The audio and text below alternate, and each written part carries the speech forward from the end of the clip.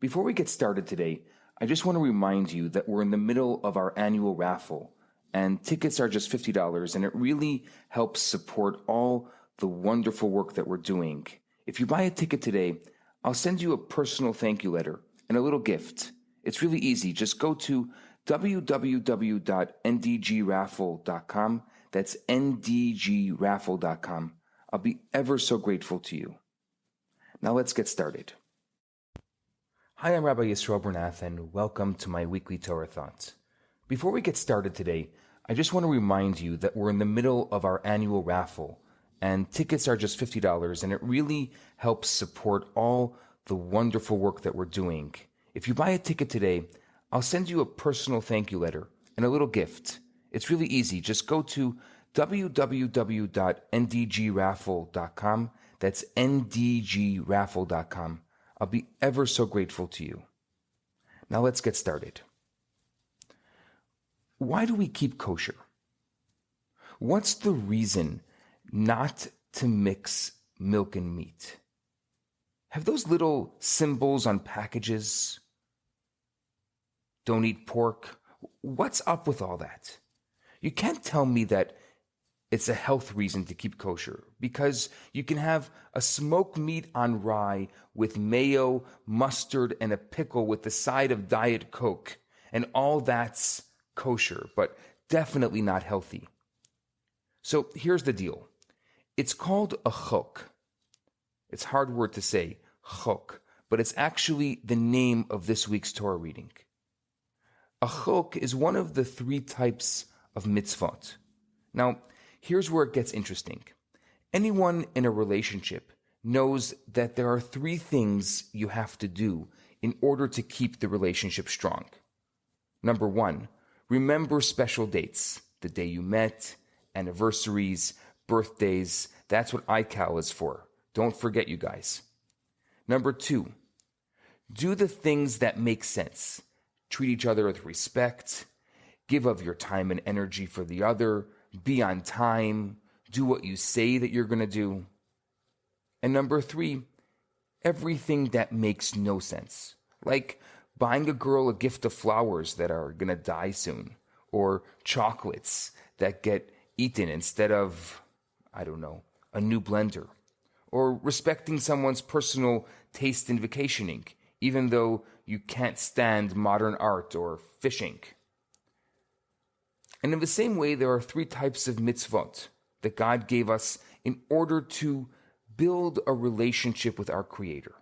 By the way, the word mitzvah doesn't just mean commandment or good deed. It actually means savta, connection. All the mitzvot are given to us to connect to and have a relationship with our Creator. So, number one, there are special dates like Passover, when God took us out of Egypt, Shavuot, when we got the Torah and became the Jewish people. Number two, there are mitzvot that make sense, like don't steal, don't murder, visit the sick. And number three, there are mitzvot that make absolutely no sense, like kosher or wearing tefillin, and there are others as well. The third type of mitzvot, the ones that make no sense, they're called a chok, or chukim. The ultimate of all the chukim we read about in this week's Torah portion, the mitzvah called para aduma, or the red cow. And it's probably what coined the term holy cow. The basic idea is that in the temple times, Jews needed to be spiritually pure in order to visit the temple. There are situations like touching dead bodies that make human beings impure. Now, here's where it gets weird. God tells us to take a cow that is born completely red. Not a single hair that's not red is allowed. And use its ashes to purify people.